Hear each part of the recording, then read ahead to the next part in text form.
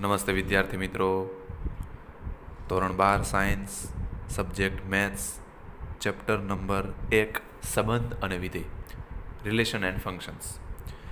તો મિત્રો લાસ્ટ લેક્ચરમાં આપણે ઉદાહરણ 18, 19, ઓકે 20, 21 આ ચાર જોયા હતા. તો ક્વિકલી એ જોઈએ કે લાસ્ટ લેક્ચરમાં આપણે કયા ટોપિક ઉપર અભ્યાસ કરતા હતા કે જેથી કરીને આજના લેક્ચરમાં આપણને ખબર પડે કે આજ આપણે કયા ટોપિક ઉપર વાત કરવાની છે. તો ઉદાહરણ 18 અને 19 શું હતું? 18માં શું હતું કે સાબિત કરો કે એફ બરોબર છે એ થી બી. એફ તમને વિધેય આપ્યું છે એ થી બી અને એક બીજું વિધેય છે જી ક્યાંથી ક્યાંનું બી થી સીનું, એ બંને એક એક છે બરોબર. એફ એક એક છે, સિમિલરલી જી પણ કેવું છે એક એક, એટલે 1 1 બરોબર. બંને વિધેય એક એક તમને આપેલા છે. તો GOF, હવે જો અહીંયા GOF વ્યાખ્યાયિત થશે કે કેમ એ જુઓ. તો એફનો સહપ્રદેશ, જીનો પ્રદેશ, એફનો સહપ્રદેશ બી અને જીનો પ્રદેશ બી બંને સમાન છે. ઓકે, તો ક્યાંથી ક્યાંનું થશે? એ થી સીનું. એ આપણને આપ્યું છે બરોબર. GOF એ થી સીનું ઓકે વ્યાખ્યાયિત થાય. તો આ પણ એક એક થાય એવું આપણે સાબિત કરવાનું છે. તો એ આપણે વાત કરી હતી કે GOF માં જે બંને વિધેય છે, GOF માં બંને જે વિધેય છે જી અને એફ, જો એ બંને એક એક આપેલા હોય તો એ જે સંયોજિત વિધેય છે એ એક એક થાય જ. આ ઉદાહરણ 18 હતું. હવે જેમ ઉદાહરણ 18માં આપણે એક એક માટે વાત કરી, સેમ ટુ સેમ ઉદાહરણ 19માં વ્યાપ્ત માટે વાત કરી છે. એમાં શું કહે છે કે એફ અને જી જો બંને વ્યાપ્ત વિધેય હોય તો જે સંયોજિત વિધેય મળે એ પણ વ્યાપ્ત થાય જ. ખાસ ધ્યાન રાખજો. 18માં શું હતું કે જે સંયોજિત વિધેય છે એમાં જે બે વિધેય આપેલા છે જો એ બંને એક એક હોય તો સંયોજિત વિધેય એક એક થાય. અને જો એ બંને, ઉદાહરણ 19માં એવું હતું કે જો એ બંને વ્યાપ્ત હોય તો એ સંયોજિત વિધેય શું થાય? વ્યાપ્ત. આ હતું ઉદાહરણ 18 અને 19. હવે એનાથી કોન્વર્સ, એનો ઉલટો ભાગ ઉદાહરણ 20 અને 21માં હતું. હવે એ જોઈએ ઉદાહરણ 20માં શું હતું. પ્રશ્ન પૂછ્યો તો આપણે ઉદાહરણ 20માં, એ જોઈએ ઉદાહરણ 20માં. Okay fine. ઉદાહરણ 20માં એવું હતું કે એવા બે વિધેયો એફ અને જીનો વિચાર કરો કે જેથી GOF વ્યાખ્યાયિત હોય અને એક એક હોય. શું એફ અને જી બંને એક એક હોય તે જરૂરી છે? અહીંયા આનો ઉલટો ભાગ હતો. ઉદાહરણ 18 અને 19માં અને 20 અને 21માં શું ચેન્જીસ છે એ જોઈએ. 18 19માં એવું હતું કે બંને વિધેય એક એક હોય તો સંયોજિત વિધેય એક એક થાય બરાબર છે. બંને વિધેય એક એક હોય તો સંયોજિત વિધેય એક એક થાય. 20માં શું છે? જો સંયોજિત વિધેય એક એક થાય તો શું એ બંને વિધેયો એક એક હોય? સપોઝ હું એમ કહું કે GOF એક એક છે તો એવું જરૂરી છે કે એફ અને જી બંને એક એક હોય? ના, એ વાત ખોટી છે. એ આપણે ઉદાહરણની મદદથી જોયું હતું બરાબર. 20 અને સેમ ટુ સેમ એ જ વાત આપણે ઉદાહરણ 21 માટે કરવાની છે કે સપોઝ GOF વ્યાપ્ત હોય તો શું એફ અને જી બંને વ્યાપ્ત હોવા જરૂરી છે? ના, એ વાત પણ ખોટી છે. એનું ઉદાહરણ પણ આપણે એમાં આપેલું છે બરાબર છે. એટલે 18 19 અને 20 21 આ હતા એ બંને એકબીજાના કોન્ટ્રાક્ટ હતા.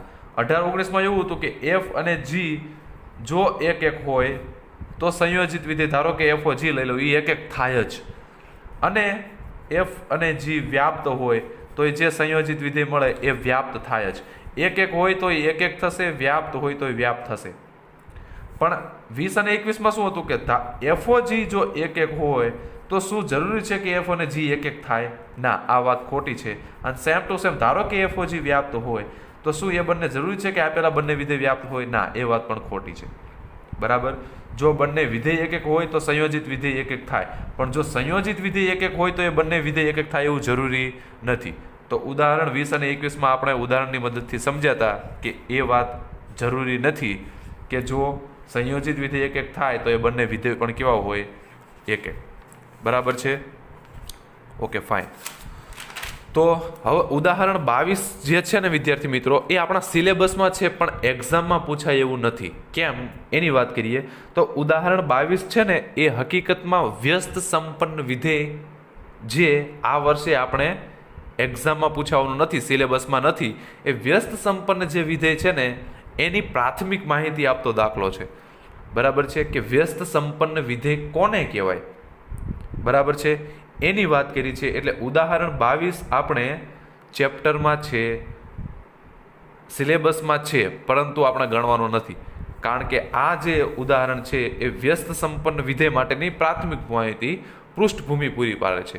એટલે વ્યસ્ત સંપન્ન વિધેયનો ટોપિક નથી, એનો મતલબ કે આ એક્ઝામ્પલ પણ એક્ઝામમાં પૂછાઈ શકે એવો નથી. એટલે ઉદાહરણ 22 આપણે નથી જોતા. ઉદાહરણ પછી જોઈએ નવો ટોપિક છે ડેફિનેશન, વ્યસ્ત સંપન્ન વિધેય, જે આપણે જાણીએ છીએ કે હાલ આ વર્ષે આ ટોપિક સિલેબસમાં નથી. તો વ્યસ્ત સંપન્ન વિધેયની પણ વાત આપણે કરવાની નથી. બરાબર છે. એટલે વ્યસ્ત સંપન્ન વિધેય નથી કરવાનું, તો એની પરથી ઉદાહરણ 23, ઉદાહરણ 24, બરાબર છે, ઉદાહરણ 25, ઉદાહરણ 26, ઓકે, ઉદાહરણ 26 કરવાનું હશે. ઓકે ફાઇન, ઉદાહરણ 26 કરવાનું છે. કયા ઉદાહરણ નથી કરવાના જોઈએ? ઉદાહરણ 23, 24, 25, બરાબર. ઉદાહરણ 23, 24 અને 25 નથી કરવાના, ડાયરેક્ટ ઉદાહરણ 26, કારણ કે આ વ્યસ્ત સંપન્ન વિધેયનું ઉદાહરણ નથી, એટલે આપણે આ સિલેબસમાં છે. તો જોઈએ ઉદાહરણ 26 શું છે કે વિધેયો એફ અને જી તમને આપેલા છે. એફ, જી અને એચ, ઓકે, 3 વિધેય તમને આપેલા છે. જુઓ અહીંયા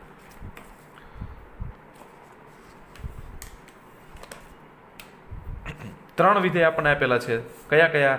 વિધેય f from where to where, N to N. Now another g from N to N and h. બરોબર, 3 ફંક્શન છે from N to R. F, g અને એચ આપણને રકમમાં આપેલા છે. બરાબર છે. હવે એફ એન થી એન ને વિધેય કયું છે? એફ ઓફ એક્સ, તો કે 2x. જી એન થી એન વિધેય કયું છે? G of y is equals to 3y plus 4. And h of z વિધેય કયું છે? H of z is equals to sine z. Okay, તો સાબિત કરો કે શું સાબિત કરવાનું છે? આવું તમારે સાબિત કરવાનું છે કે h o g o f is equals to h o g o f. એનો મતલબ શું કે 3 વિધેયનું સંયોજિત વિધેય હોય એમાં એફ અને જી નું સંયોજિત વિધેય મેળવો અને પછી એનું એચ સાથે સંયોજિત વિધેય મેળવો, અથવા તો એચ અને જી નું, પહેલા આ બંનેનું લઈ લો, એચ અને જી નું સંયોજિત વિધેય મેળવો અને ત્યારબાદ એનું એફ સાથે સંયોજિત વિધેય મેળવો. જવાબ કેવો આવશે? વિધેય બંને સેમ. કેવા આવશે? એકના એક જ. બરાબર છે. તો અહીંયા જો એફ, જી અને એચ 3 આપણને વિધેય આપેલા છે. હવે હું ડાબી બાજુની કિંમત મેળવીશ, જમણી બાજુની કિંમત મેળવીશ અને બંને સેમ છે એવું સાબિત કરી દઈશ. ઓકે, એટલે ડાબી બાજુ આ જે વિધેય છે આ પણ શું છે? એક વિધેય જ છે, કારણ કે આપણે જાણીએ છીએ કે આપણે એમ કહીએ કે એફ ઓ જી, તો આ શું છે? સંયોજિત વિધેય છે. કોનું? જી અને એફનું. એટલે આ પણ શું છે? વિધેય જ છે. તો અહીંયા જે છે તમારે H o g o F, આ પણ વિધેય થાય. કેમ? કારણ કે જી ઓ એફ શું છે? એક વિધેય. એચ પણ શું છે? વિધેય. એનો મતલબ વિધેય અને વિધેયનું સંયોજિત વિધેય શું? સંયોજિત પણ શું હોય? વિધેય જ હોય. બરાબર છે. એટલે H o g o F અને H o g o F બંને કેવા છે? વિધેય જ છે. તો વિધેય હોય તો પ્રદેશ અને સહપ્રદેશ હોય. ઓકે, એની વાત કરીએ તો આ જે વિધેય છે H o g o f, એનો પ્રદેશ અને વિસ્તાર, આ પ્રદેશ અને સહપ્રદેશ શું હશે? તો એના માટે આપણે શું કીધું હતું કે આવી રીતે હોય એફ ઓ જી, તો આ વિધેયનો સહપ્રદેશ અને આ વિધેયનો પ્રદેશ બંને કેવા થવા જોઈએ? સમાન. પાછળનો સહપ્રદેશ, આગળનો પ્રદેશ. તો અહીંયા જો આ છે પાછળનું વિધેય છે અને આ જે છે આગળનું, તો આ GOF નો સહપ્રદેશ શું થાય પહેલા એ કરો, કારણ કે પાછળના વિધેયનો શું હોવો જોઈએ? સહપ્રદેશ. તો પાછળનું વિધેય છે GOF, તો GOF નો સહપ્રદેશ શું થાય? તો પહેલા GOF તો મેળવો, પછી આપણને ખબર પડશે કે GOF નો સહપ્રદેશ શું થાય. તો F નો સહપ્રદેશ, G નો પ્રદેશ. F નો સહપ્રદેશ શું છે? N. G નો પ્રદેશ N. એટલે આ ક્યાંથી ક્યાં? N થી N નું થશે. ઓકે, તો મારે GOF પાછળનો જે આ વિધેય છે એનું શું જોઈએ છે? સહપ્રદેશ શું છે? એટલે GOF ક્યાંથી ક્યાંનું આવ્યું? N થી N નું, અને H ક્યાંથી ક્યાંનું છે? N થી R નું. બરાબર. હવે આ વ્યાખ્યાયિત કરવા માટે આનો સહપ્રદેશ, તો GOF નો સહપ્રદેશ શું છે? N, અને H નો પ્રદેશ શું છે? N. એટલે N થી R. એનો મતલબ HOGOF ક્યાંથી ક્યાં વ્યાખ્યાયિત થશે? N થી R. તો અહીંયા જો આપ્યું છે HOGOF N થી R, HOGOF N થી R. ખાસ પહેલા જોઈએ પ્રદેશ અને સહપ્રદેશ મેળવવાનો. બરાબર છે. હવે આ વિધેય ક્યાંથી ક્યાંનું છે એ ખબર પડી ગઈ. હવે વિધેય મેળવીએ આપણે કે વિધેય શું છે.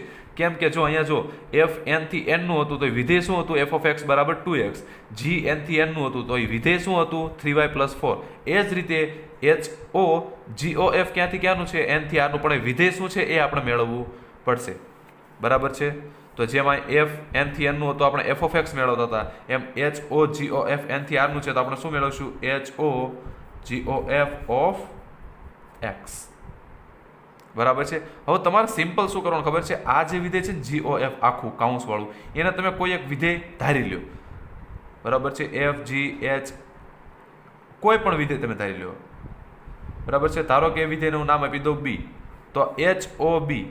બરાબર. આ રીતનું વિધેય હોય h o b of x, તો આપણે શું લખતા હતા h of b of x, આવી રીતે લખતા હતા. તો અહીં શું લખી શકાય છે h o, okay h o નહીં, h of કાઉન્સની અંદર g o f of x.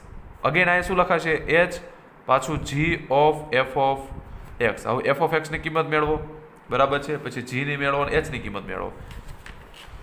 પણ ટૂંકમાં આ જે વિધેય છે ને આને તમારે શોર્ટમાં કોઈ નામ આપી દેવાનું b. આપણે મનમાં ભલે આપણે કેલ્ક્યુલેશનમાં ન ગણીએ પણ h o b of x, આની મારે કિંમત મેળવવી શું કરવું પડે h of b o f. આની કિંમત મેળવવી પડે, b of x ની કિંમત મૂકો. બરાબર છે. પછી h of b of x ની કિંમત મળી જશે. ઓકે. તો અહીંયા એ જ રીતે કરવાનું છે. જો મારે મેળવવું છે ડાબી બાજુ, એટલે h o g o f, એટલે h o g o f of x મેળવવું છે. ઓકે. તો શું થશે h of આ કાઉન્સમાં આવી જશે g o f of x, g o f of x. કેમ? તો અહીંયા જો હું તમને નોટ ડાઉન કરાવી દઉં કે આવી રીતે હોય f o g of x, તો આપણે શું લખતા હતા f કાઉન્સની અંદર g of x.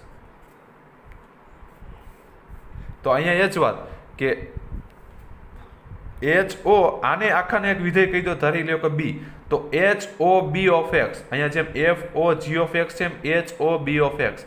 તો એની બરાબર શું લખતા હતા f અને આ વિધેય આખું કાઉન્સમાં, તો અહીંયા શું લખીએ કાંઈ h કાઉન્સની અંદર આખું વિધેય g o f of x, g o f of x. હવે આનું તો આપણે જાણીએ છીએ પાછું કાઉન્સનું, આ h એમ ના એમ g o f of x હોય તો શું લખીએ કાંઈ g of કાઉન્સની અંદર f of x લખીએ કાંઈ. f of x ની કિંમત શું છે 2x. હવે આ શું થઈ ગયું g of x ટાઈપનું થઈ ગયું. હવે g of x એટલે g of y કહી દો, g of x કહી દો. બરોબર છે. એ વેરિયેબલ સાથે ચલ સાથે કોઈ નિસ્બત નથી આપણે. તો આ g of x ટાઈપનું થઈ ગયું, અથવા તો g of y ટાઈપનું શું છે 3y + 4. તો 3 આ કાઉન્સ y ની જગ્યાએ શું છે આખો કાઉન્સ, તો 2x + 4. હવે આ કેવા ટાઈપનું થઈ ગયું h of x ટાઈપનું થઈ ગયું. હવે h of x કયો કે h of z કયો, બરાબર શું છે sin z. તો આમાં શું લખાય sin. બરોબર છે. h of 6 આ કાઉન્સ છોડ્યા આપણે, 3 દુ 6x + 4. તો h of z ની જગ્યાએ sin z. બરોબર. sin કાઉન્સ, તો અહીંયા પણ એ થશે sin કાઉન્સ, એટલે શું છે sin 6x + 4.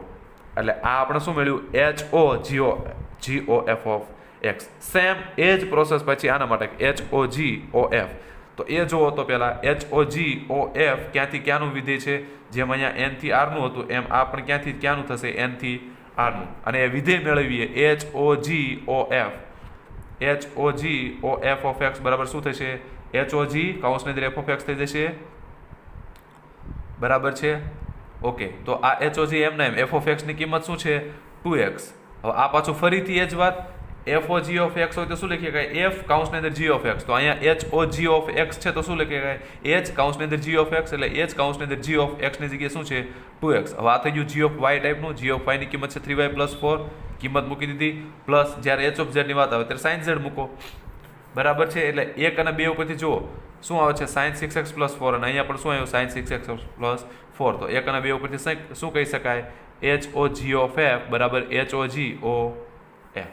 બરાબર. જે આપણે સાબિત કરવાનું તે સાબિત થઈ ગયું. બરાબર છે મિત્રો.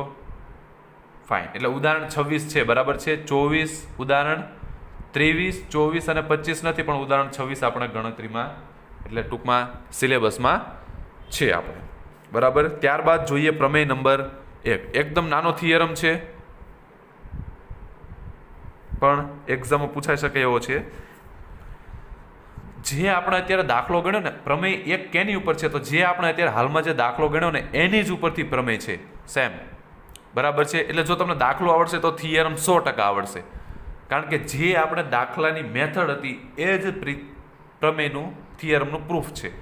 તો અહીંયા શું 3 વિધેય હતા અને 3 વિધેય માટે આવી રીતે સાબિત કરી શકાય કે પહેલાં જી અને એફનું સંયોજિત લઉં અથવા તો પહેલાં એચ અને જીનું સંયોજિત લઉં. બંને વિધેય કેવા કહેવાય? સેમ. તો એ જ પ્રમેય એક કહે છે કે જો 3 વિધેય આપેલા હોય એફ, જી અને એચ, એફ એક્સ થી વાય, જી વાય થી ઝેડ અને એચ છે ઝેડ થી એસ, તો વિધેયો હોય તો એચ ઓ જીઓ એફ બરાબર એચ અને જીનું પહેલાં મેળવી લો પછી એનું એફ સાથે મેળવું.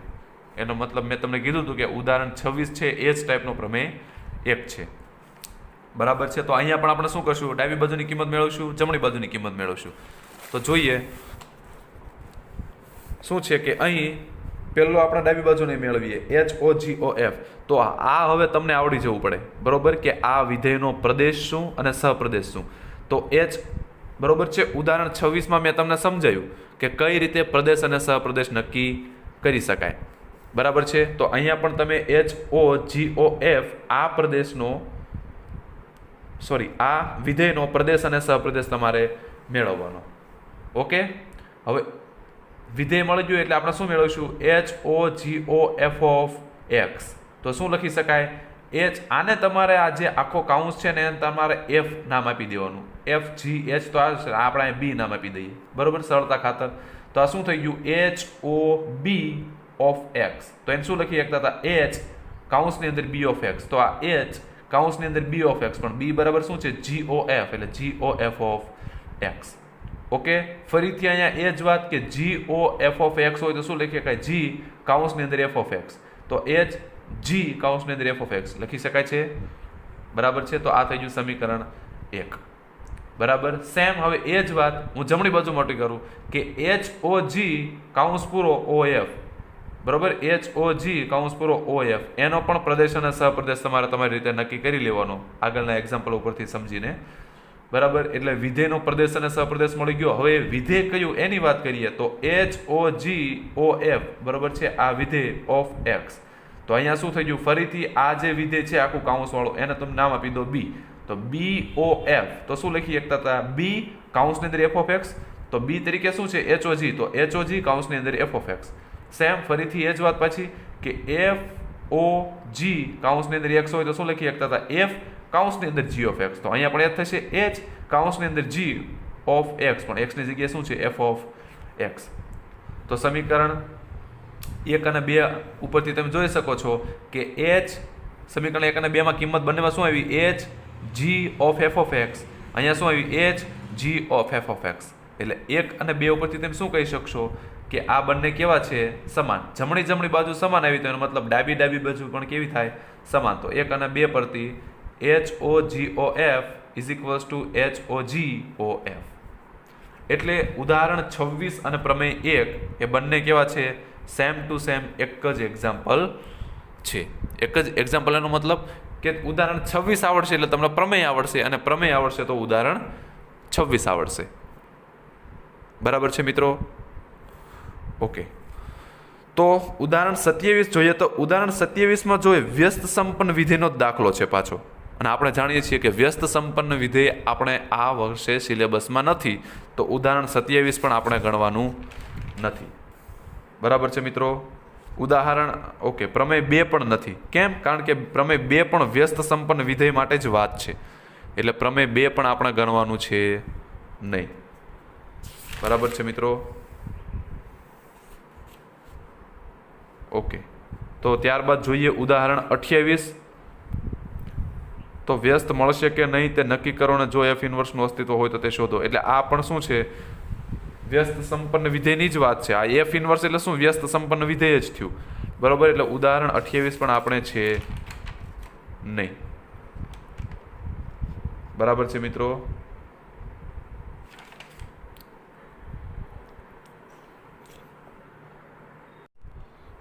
તો મિત્રો એક ખાસ કે આપણે આગળ જોયું હતું કે એફ અને જી એક હોય તો એનું કોઈ પણ સંયોજિત વિધેય, ધારો કે એફ જી કે જી ઓ એફ, બરાબર છે, એફ અને જી એક હોય તો આ બંને એક થાય. બીજું એવું કીધું હતું કે જો એ બંને વ્યાપ્ત હોય બરાબર છે, તો એમનું સંયોજિત વિધેય વ્યાપ્ત થાય. પણ ઉલટું સાચું નથી. એનો મતલબ હું એમ કહું કે એફ ઓ જી એક એક હોય તો શું એફ અને જી બંને એક એક હોય? તો ના, એ વાત ખોટી.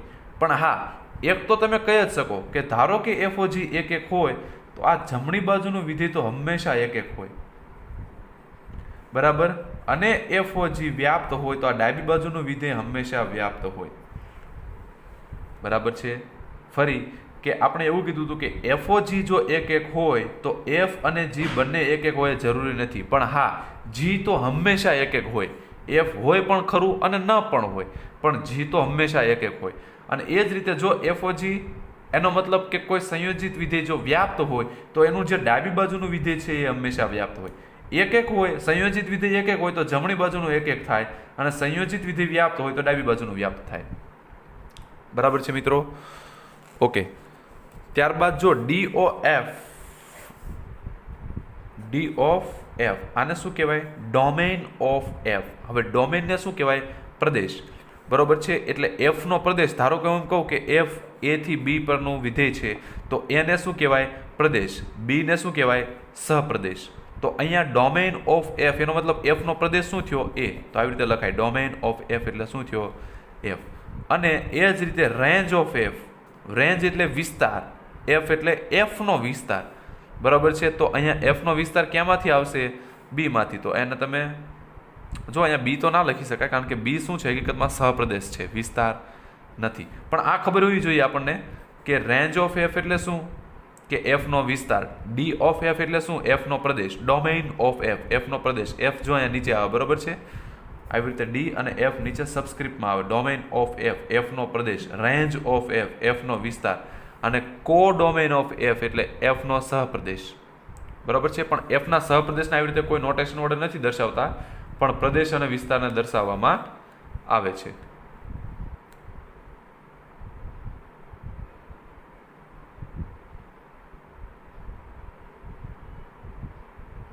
ઓકે. એક અહીંયા નોટ એવી કીધી છે કે એફ અને જી, એવું કીધું છે કે જો કોઈ વિધેય એફ એ થી બી નું હોય, એફ વિધેય ક્યાંથી ક્યાંનું છે? એ થી બી નું, અને જી બી થી એ નું હોય, અને જો જી ઓ એફ શું થતું હોય? જી ઓ એફ એટલે એફ નો સહપ્રદેશ અને જી નો પ્રદેશ. તો એફ નો સહપ્રદેશ બી, જી નો પ્રદેશ બી, એટલે એ થી એનું થશે, એ થી એનું. જો આ વિધેય જી ઓ એફ કેવું હોય? આઈડેન્ટિટીનો મતલબ તદેવ વિધેય. બરોબર. જી ઓ એફ શું હોય? તદેવ વિધેય હોય. તો એફ એક એક અને જી વ્યાપ્ત હોય. બરાબર. તો એફ શું હોય? હંમેશા એક એક હોય, અને ડાબી બાજુનું વિધેય શું હોય? હંમેશા વ્યાપ્ત હોય. પણ ક્યારે? કે જ્યારે જી ઓ એફ શું થતું હોય? આઈડેન્ટિટી થતું હોય. એફ હોય એ થી બી નું, અને જી એનીથી ઉલટું હોય, બી થી એનું. બરાબર. જી શું હોય? ઉલટું હોય, બી થી એનું. તો આમાં જમણી બાજુનું વિધેય હંમેશા એક એક થશે, અને ડાબી બાજુનું વિધેય હંમેશા વ્યાપ્ત થશે. બરોબર છે? એની વાત કરેલી છે. ઓકે. ત્યારબાદ આવે છે એક્સરસાઇઝ 1.3. પણ એક્સરસાઇઝ 1.3 પણ આપણે સંપૂર્ણ ગણવાની નથી. કેમ? કારણ કે એક્સરસાઇઝ 1.3 પણ જે વ્યસ્ત સંપન્ન વિધેયના એક્ઝામ્પલ્સ છે કે એ આપણા સિલેબસમાં નથી, એટલે એની આપણે ગણતરી કરીશું નહીં. બરાબર. તો જોઈએ એક્સરસાઇઝ 1.3 પહેલા ચેપ્ટરની ત્રીજી એક્સરસાઇઝ. Example number 1. ધારો કે એફ 1 3 4 થી 1 2 5 પરનું વિધેય છે, આ પ્રદેશ છે, આ સહપ્રદેશ છે, અને જી 1 2 5 થી 1 3 પરનું, એનો મતલબ આ પ્રદેશ છે, આ સહપ્રદેશ છે. હવે વ્યાખ્યાયિત કઈ રીતે કર્યું છે? તો કે વિધેય એફ આવી રીતે વ્યાખ્યાયિત કર્યું છે કે 1 2 1 અને 2 ની ક્રમયુક્ત જોડ, 3 અને 5 ની ક્રમયુક્ત જોડ, 4 અને 1 ની. સિમિલરલી જીમાં 1 અને 3 ની, 2 અને 3 ની, 5 અને 1 ની. એનો મતલબ શું? વિધેય એફ 1 ક્યાં જાય છે? 2 ઉપર. 3 ક્યાં જાય છે? 5 ઉપર. 1 ક્યાં જાય છે? 2 ઉપર. 3 ક્યાં? 5 ઉપર. અને 4 ક્યાં? 1 ઉપર. બરાબર છે. હવે જી ની વાત કરીએ તો જીમાં 1 ક્યાં જાય છે? 3 ઉપર. 2 ક્યાં જાય છે? 3 ઉપર સિમિલરલી. અને 5 ક્યાં જાય છે? 1 ઉપર. બરોબર. તો આ રીતે એફ અને જી વ્યાખ્યાયિત કર્યા છે. તો જી ઓ એફ શોધો. બરાબર છે. શું મેળવવાનું છે? જી ઓ એફ. તો જી ઓ એફ એટલે શું? એફ નો સહપ્રદેશ અને જી નો પ્રદેશ. તો એફ નો સહપ્રદેશ શું છે?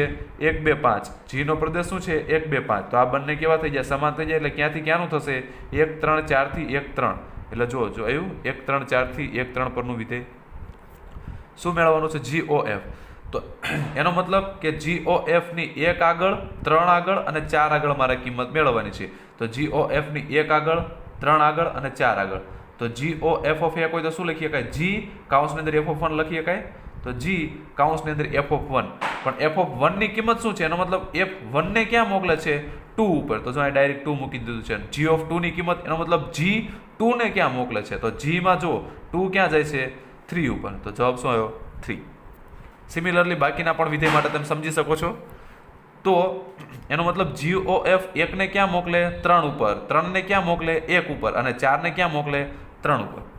બરોબર. તો અહીંયા જો GOF જેમ F અને G વ્યાખ્યાયિત કર્યું હતું એમ GOF ક્યાંથી ક્યાંનું થશે? તો GOF 1 ને ક્યાં મોકલે છે? 3 ઉપર. તો 1 3 ની જોડ બની. 3 ને ક્યાં મોકલે? 1 ઉપર. તો 3 1 ની જોડ બની. અને 4 ને ક્યાં મોકલે? 3 ઉપર. તો 4 3 ની જોડ. Okay, fine. તો ત્યારબાદ એક્ઝામ્પલ્સ જોઈએ. Example number 2. ધારો કે વિધેયો F G H એ R થી R આપેલા છે. એટલે 3 વિધેય આપ્યા છે, F G અને H. કેટલા વિધેય છે? 3. બરોબર છે. F G અને H ક્યાંથી ક્યાંના છે? 3 નો પ્રદેશ અને સહપ્રદેશ કેવો છે? R થી R. તો સાબિત કરો કે પહેલું F પ્લસ GOH બરાબર FOH પ્લસ GOH. આ પહેલું. બીજું F ઇન્ટુ GOH તો FOH ઇન્ટુ GOH. બરોબર. અહીંયા પ્લસ સરવાળો છે, ડોટ શું છે? ગુણાકાર. ફાઇન. તો જુઓ અહીંયા કે F ક્યાંથી ક્યાંનું? F G અને H 3 ક્યાંથી ક્યાંના હતા? R થી R ના. બરાબર છે. પહેલા આની કિંમત મેળવીએ. F plus GOH. તો આ F પ્લસ GOH. બરોબર છે. તો F પ્લસ G મારે આ વિધેયની કિંમત મેળવવી છે. પહેલાની વાત કરું, પછી હમણાં બીજાની વાત કરીએ. તો પહેલાની વાત કરી હોય તો F પ્લસ GOH એની x આગળ કિંમત મેળવીએ. તો F પ્લસ GOH બરોબર છે ઓફ x. તો કઈ રીતે થશે? ફરીથી આ જે કાઉન્સ છે એ આખાને વિધેય માનો કે હું નામ આપી દઉં B. તો આ BOH થઈ ગયું. BOH of x. તો શું લખીએ? કાંઈ B of h of x. તો B ની જગ્યાએ F પ્લસ G છે. તો F plus G of h of x. Okay. હવે તો કે h ઓફ x ને કાંઈ નહીં, સિમ્પલ એની સાથે અંદર સરવાળામાં ગુણી દો. તો F કૌંસની અંદર h of x plus G કૌંસની અંદર h ઓફ x. તો F h of x G h of x. તો આની જગ્યાએ શું લખી શકાય? F કૌંસની અંદર h ઓફ x હોય તો FOH લખી શકાય. FOH. અને અહીંયા G કૌંસની અંદર h ઓફ x છે, શું લખી શકાય? GOH લખી શકાય. તો જો અહીંયા FOH ઓફ x અને GOH ઓફ x. હવે x બંનેમાંથી બહાર લઈ લો તો શું થશે? FOH plus GOH of x. તો શું સાબિત કર્યું આપણે?